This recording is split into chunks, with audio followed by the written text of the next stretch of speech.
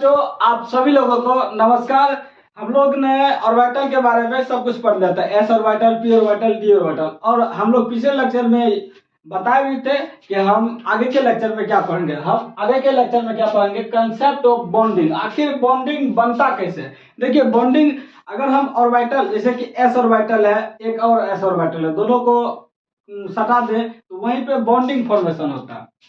तो बॉन्डिंग कैसे बनता है, तो वही चीज आज हम सीखेंगे। देखिए इसको पढ़ने से पहले आपको कुछ बातें याद रखना पड़ेगा। अगर आप कोई भी सब्जेक्ट पढ़ रहे हैं तो उसमें आपको कोई भी चैप्टर पढ़े तो उसमें आपको कम से कम 10% चीज याद रखना पड़ेगा। ठीक उसी यही है, 10% के अंदर यही सब आ जाता है। तो देखिए इसमें क्या याद रखना है कि आपको ये याद रखना है कि S orbital always form sigma bond. अगर हम एस ऑर्बिटल को ओवरलैप कराएंगे, एस ऑर्बिटल का शेप कैसा होता है, स्फेरिकल होता है। अगर हम एस ऑर्बिटल को ओवरलैप कराएंगे तो वहां पे हमेशा कौन सा बॉन्ड बनेगा, सिग्मा बॉन्ड बनेगा। ठीक उसी प्रकार से दूसरा वर्ड क्या लिखा, axial overlapping of P orbital from sigma bond. अगर हम पी ऑर्बिटल को एक्सियल, एक्सियल क्या बोलते हैं कि अगर लोब्स क्या हो, एक्सिस पे हो तो उसी को हम एक्सियल बोलते हैं। मतलब कि अगर हम पी ऑर्बिटल को एक्सियल ओवरलैप कराएंगे तो क्या होगा, सिग्मा बॉन्ड बनेगा। कौन सा बॉन्ड बनेगा, सिग्मा बॉन्ड। अगर हम वही पी ऑर्बिटल को जो है, पी ऑर्बिटल का शेप कैसा होता है, डंबल होता है। डंबल कैसा होता है, ऐसा होता है, ऐसा।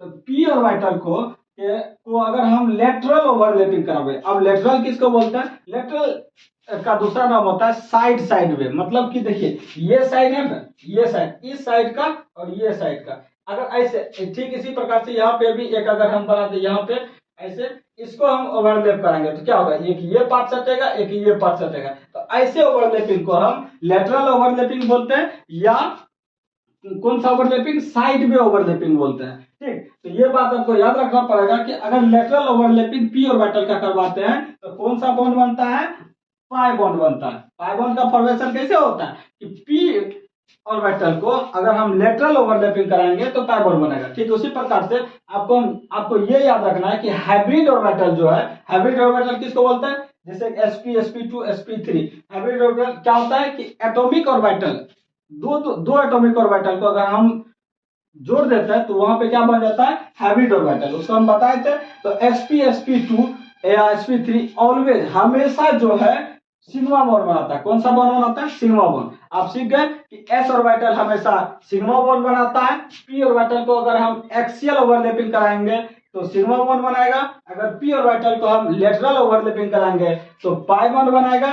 अगर हाइब्रिड ऑर्बिटल को ओवरलैप कराएंगे ये हमेशा सिग्मा बॉन्ड बनाएगा। चलिए देखते हैं कि ओवरलैपिंग होता कैसे है। तो देखिए कि ओवरलैपिंग अगर एस ऑर्बिटल का करवाएंगे तो एस ऑर्बिटल का ओवरलैपिंग कराएंगे तो कौन सा बॉन्ड बनेगा, सिग्मा बॉन्ड। आपको हम बता दिए। तो देखिए एस ऑर्बिटल का शेप कैसा होता है, स्फेरिकल होता है। ये क्या है, एस ऑर्बिटल, और हम एक और एस ऑर्बिटल ले लिए। एक और अगर हम एस ऑर्बिटल ले, यहाँ पे एक और स्फेरिकल बनाते हैं। अब देखिए ये भी एस ऑर्बिटल है, एस ऑर्बिटल है। इसको हम क्या करते हैं, ओवरलैप करवाते हैं। मतलब इसको ओवरलैप करवाएंगे तो ओवरलैप करवाएंगे तो कुछ ऐसा शेप बनेगा, कुछ ऐसा शेप बनेगा। ये क्या हो गया, ये एस ऑर्बिटल, ये एस ऑर्बिटल, ये दोनों क्या हो गया, ओवरलैप कर गया। तो ये जो बॉन्डिंग बना इसी को बोलते हैं हम सिग्मा बॉन्ड। ये क्या है, बॉन्डिंग है। इसको क्या बोलेंगे हम, सिग्मा बॉन्ड। हम ये बात जानते हैं कि एस ऑर्बिटल अगर ओवरलैप करेगा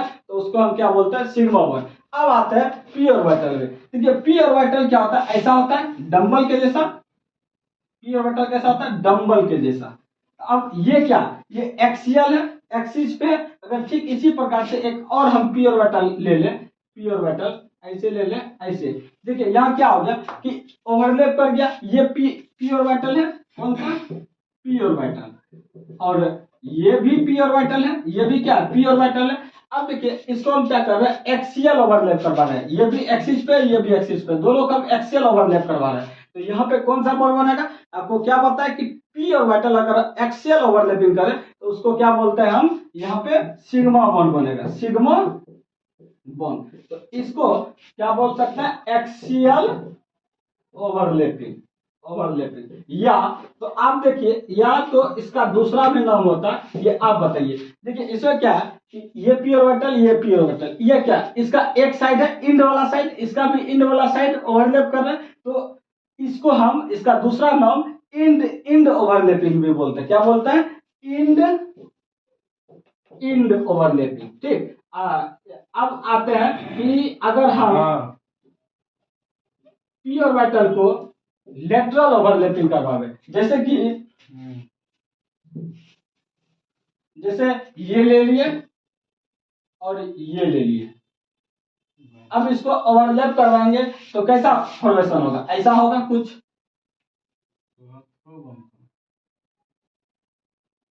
ऐसा होगा। ठीक। अब देखिए ये पी ऑर्बिटल है, ये भी पी ऑर्बिटल है। अब देखिए यहाँ पे ओवरलैप किया और यहाँ पे ओवरलैप किया। आपको हम क्या बताएं कि अगर पी ऑर्बिटल लेटरल ओवरलैपिंग करेगा, इसको इसको कौन सा ओवरलैपिंग बोलते हैं? Lateral overlapping. लेटरल ओवरलैपिंग, या तो दूसरा क्या नाम बोल सकते हैं इसका? देखिए ये इसका साइड और इसका साइड, मतलब कि साइड साइड ओवरलैप कर रहा है, तो इसका दूसरा नाम हम साइड वे ओवरलैपिंग भी बोल सकते हैं। Side way overlapping. ठीक। अब देखिए यहाँ पे साइड वे पी ऑर्बिटल क्या लेटरल ओवरलैपिंग कर रहा है, तो यहाँ पे जो बॉन्ड बन रहा है, यहाँ पे जो बॉन्ड बन रहा है, ये कौन सा बॉन्ड बन रहा होगा? पाई बॉन्ड बन रहा होगा। ठीक। आपको उम्मीद करते हैं कि समझ में आ गया होगा कि एक्सियल ओवरलैपिंग किसको बोलते हैं, लेटरल ओवरलैपिंग किसको बोलते हैं। ठीक। अब हम लोग जो है छोटी छोटी बातें पढ़ लिए हैं। अब हम लोग ऑर्गेनिक केमिस्ट्री का पहला chapter general organic chemistry start करेंगे। ये ऐसा टॉपिक, ये ऐसा चैप्टर है जिसके बिना आप केमिस्ट्री पढ़ ही नहीं सकते। यानी कि कह दे तो जनरल ऑर्गेनिक केमिस्ट्री एक केमिस्ट्री का आत्मा है। मतलब अगर आपके पास आत्मा नहीं है तो आप आदमी नहीं है, आप चल ही नहीं मतलब कुछ सोच ही नहीं पाइएगा। तो ठीक उसी प्रकार से जनरल ऑर्गेनिक केमिस्ट्री है। मिलता है नेक्स्ट लेक्चर में जनरल ऑर्गेनिक केमिस्ट्री के साथ। ठीक। थैंक यू तब तक के लिए।